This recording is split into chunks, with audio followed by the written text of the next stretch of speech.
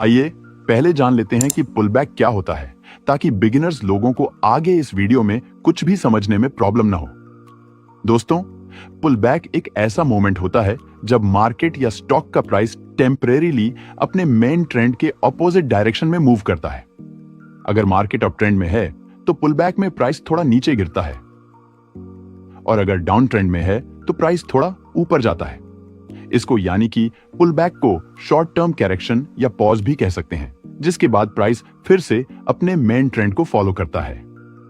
उदाहरण के लिए जैसे मान लीजिए प्राइस यहां पर अप ट्रेंड में मूव कर रहा है, और इस अप ट्रेंड मार्केट के दौरान जब प्राइस इस तरह से ट्रेंड के अगेंस्ट में थोड़ा सा मूव करता है और उसके बाद फिर से अपने ट्रेंड को कंटिन्यू कर देता है, तो इसी प्रोसेस को हम पुलबैक, रिट्रेसमेंट, करेक्शन, पॉज या फिर टेम्परेरी रिवर्सल कहते हैं, जो कि बहुत थोड़े समय के लिए होता है। इसी तरह से जब मार्केट डाउन ट्रेंड में मूव कर रहा होता है, तो इस डाउन ट्रेंड मार्केट के दौरान जब प्राइस इस तरह से ट्रेंड के अगेंस्ट में थोड़ा सा मूव करता है और उसके बाद थोड़ा सा मूव करके फिर से अपने ट्रेंड को कंटिन्यू कर देता है, यानी कि फिर से अपने ट्रेंड में मूव करने लगता है, तो इस वाले प्रोसेस को हम पुलबैक, रिट्रेसमेंट, करेक्शन, पॉज या फिर टेम्परेरी रिवर्सल कहते हैं, जो कि बहुत कम समय के लिए होते हैं। इन सभी का मतलब सेम होता है, तो आप लोग इसमें बिल्कुल भी कंफ्यूज मत होइएगा। मुझे उम्मीद है कि अब आपको यह बहुत अच्छे से समझ आ गया होगा कि पुलबैक क्या होता है। अब आइए जानते हैं कि पुलबैक एंड कहां पर होते हैं। उसके बाद हम जानेंगे कि पुलबैक कितने टाइप्स के होते हैं, एंड देन हम इन्हें ट्रेड करना भी सीखेंगे।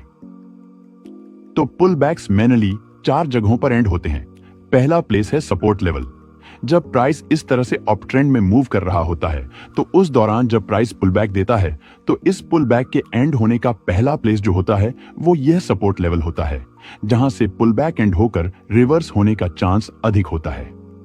दूसरा प्लेस है ट्रेंड लाइन।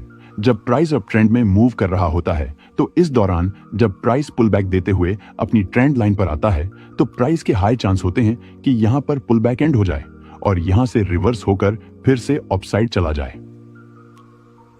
तीसरा प्लेस है प्रीवियस स्विंग लो। जब प्राइस अप ट्रेंड में मूव कर रहा होता है और इस दौरान जब प्राइस पुलबैक देता हुआ अपने इस प्रीवियस स्विंग लो तक आता है, तो हाई चांस होते हैं कि पुलबैक यहां पर एंड होकर रिवर्स हो जाए और ऊपर चला जाए। चौथा प्लेस है फेयर वैल्यू गैप्स। जब प्राइस अप ट्रेंड में मूव कर रहा होता है और इस दौरान जब प्राइस पुलबैक देता हुआ अपने किसी फेयर वैल्यू गैप के पास आता है, तो हाई चांस होते हैं कि पुलबैक इस फेयर वैल्यू गैप पर एंड हो जाए और उसके बाद प्राइस यहां से रिवर्स होकर अपसाइड चला जाए। इन चारों पॉइंट्स पर पुलबैक के एंड होने के हाई चांस इसलिए होते हैं क्योंकि इन प्लेसेस पर बहुत ज्यादा बायर्स एक्टिव होते हैं। जब भी प्राइस इन प्लेसेस पर आता है, तो बायर्स प्राइस को रिजेक्ट कर देते हैं। अब आइए डाउन ट्रेंड में पुलबैक कहां कहां पर एंड होते हैं, इसे भी जान लेते हैं। जब प्राइस डाउन ट्रेंड में मूव कर रहा होता है, तो यहां पर भी पुलबैक्स मेनली 4 जगहों पर ही एंड होते हैं। पहला प्लेस है रेजिस्टेंस लेवल।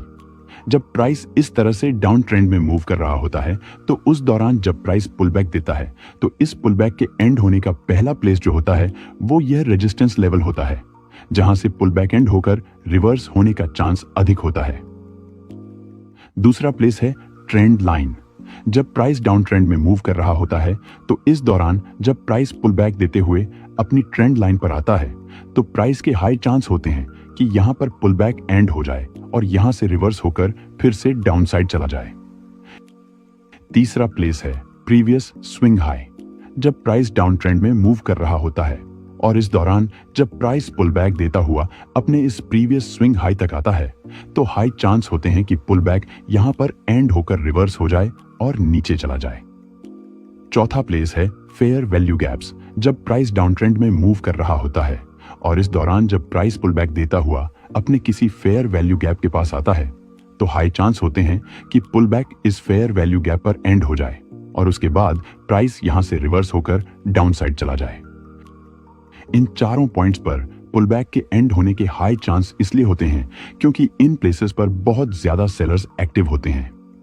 जब भी प्राइस इन प्लेसेस पर आता है, तो सेलर्स प्राइस को रिजेक्ट कर देते हैं, जिसकी वजह से पुलबैक इन पॉइंट्स पर एंड हो जाते हैं और प्राइस डाउन साइड चला जाता है। गायस, पुलबैक मुख्य रूप से 3 प्रकार के होते हैं। पहला है aggressive pullback. Aggressive pullback trading में एक ऐसा प्राइस रिवर्सल होता है जहां प्राइस अपने ओरिजिनल ट्रेंड के खिलाफ थोड़ी देर के लिए तेजी से मूव करता है, लेकिन ओरिजिनल ट्रेंड जारी रहता है। यह ट्रेडर्स के लिए एक अवसर होता है कि वे उस पॉइंट पर एंट्री कर सकें जब मार्केट अस्थायी रूप से रिवर्स हो रही होती है, ताकि वे ओरिजिनल ट्रेंड का लाभ उठा सकें जब प्राइस वापस ट्रेंड की दिशा में मूव करे। उदाहरण के लिए मान लीजिए कि प्राइस यहां अपर ट्रेंड में मूव कर रहा है और कुछ इस तरह से मजबूत रेड कैंडल्स बनाते हुए एक अचानक